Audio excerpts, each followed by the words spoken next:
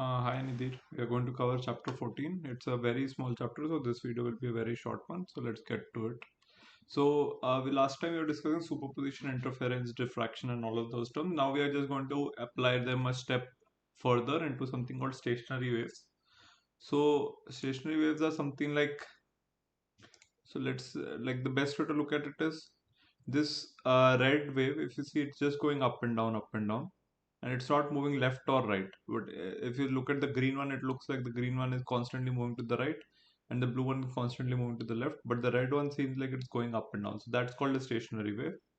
So as you can imagine, the green wave moving to the left and the blue wave moving to the right together form a stationary wave. So two waves of opposite in opposite directions interfere to give you a stationary wave.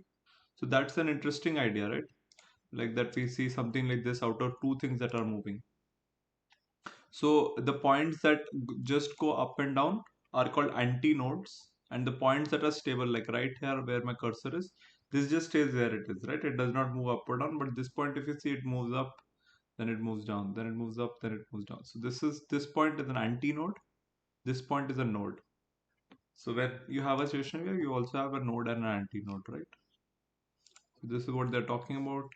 So do read through the book once. It's a very light, short read. So the distance between two nodes will be the same as the lambda. So one thing that we understand here is so you can go through this diagram exactly how it happens. So this is an two waves, like there is a red wave and a blue wave. Both are exactly same right now, like but they're moving in opposite direction.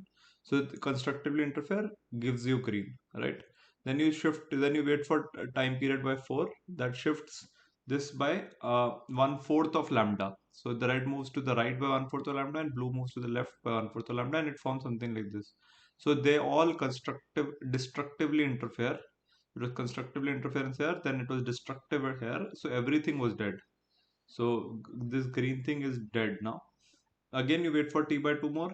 Then this red wave has reached here, and then this blue wave has reached here. So it forms this guy in the middle. So you can see as a whole, this wave has moved to the right by t by 2, right? And it will form something like this. So if you compare this green wave to this green wave, it is flipped, right? And then we see that if we move by 3t by 4, then it again becomes flat, and then if we move a full t, then it comes back to the t thing. So the green wave, if you see, it goes up, then comes down, then goes down, then moves flat and moves up, except it's not moving left or right. Like in a normal wave, it this same motion happen, but it also moves, right? So it's very important to understand how this is happening. So they constructively, destructively, constructively, destructively, constructively interfere alternatively, and that's very important. Okay, so normal waves, the two waves that are interacting, they will have a frequency of lambda, frequency of f, and wavelength of lambda, which is also true for stationary waves. So the two waves here will have frequency of lambda, frequency of f, and wavelength of lambda. That's also true for the final wave that's happening. This wave, same frequency, but its speed, of course, is zero. Its speed is v, that is given by f times lambda. Always remember, frequency times wavelength is speed. But for that's not true for a stationary wave. Only for a progressive wave that's true, right? So this is how they say that.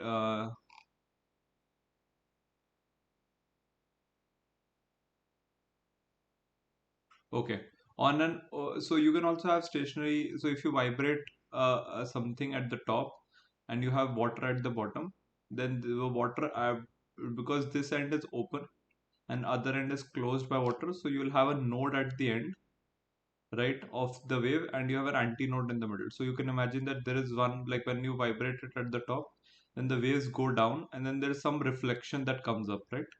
So those two are the same waves that are interacting, and they form a net stationary wave in the middle. And like unlike the string one that we saw, like this one, which had both nodes on both ends, this is not true. So this one has a node on one end and an antinode on the other end, because the container is open from one side. So this is an important point to remember. So this is for an open-ended air column, you have an antinode and node, but for like maybe a string or something, then you have two nodes, right? So that's important to understand. So you need to know how many lambdas you can fit here. So this is 1 lambda by 4 you can fit.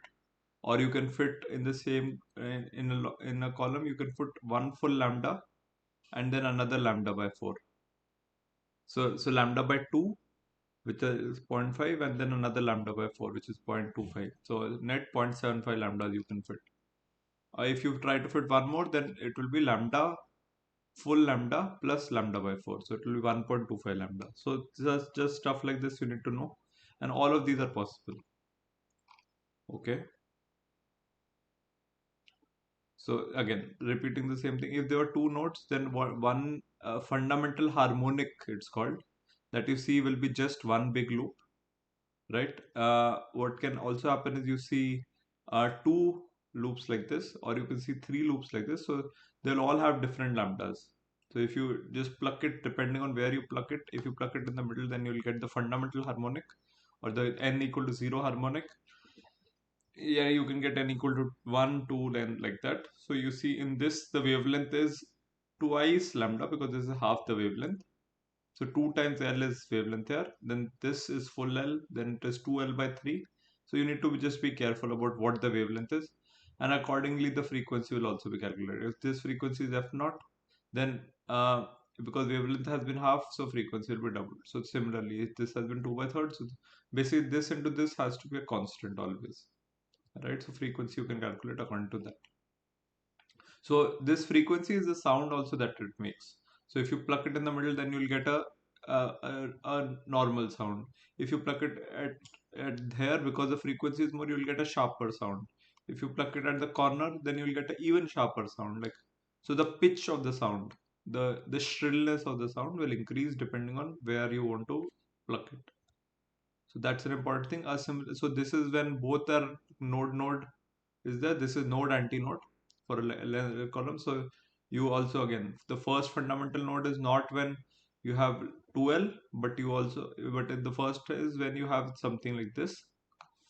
So in this, lambda is 4L. Then the second, so there is no second, there is third and fifth, and then this is calculated using this. So again, you can calculate how much this is lambda by 2, and this is lambda by 4, and then you can calculate it.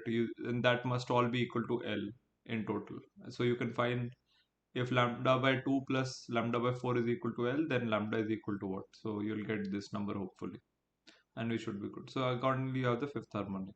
So important thing to remember, go through this very quickly. So we see this in guitars also, like there's a node and antinode. This you see everywhere. Wherever you have a taut string and you pluck it, you'll always see this. So they say that, okay, if you have a closed end tube, then if you play some music, like you play a pure tone of one frequency, then if you place dust in the middle, then they will all rest, like they'll reorganize themselves to make like piles. And where they make piles is where the node is there, where there's no movement, right? Because when antinodes are moving, they tend to push things towards nodes, right? So that forms a stable thing. So if you measure node to node distance, that will give you half of the wavelength. So you can measure the wavelength from here. So this is an experiment that talks about that. So this is essentially the chapter. Go through the chapter, nothing to do. Just it's an easy light chapter. Just go through it and let me know if you have doubts. All right.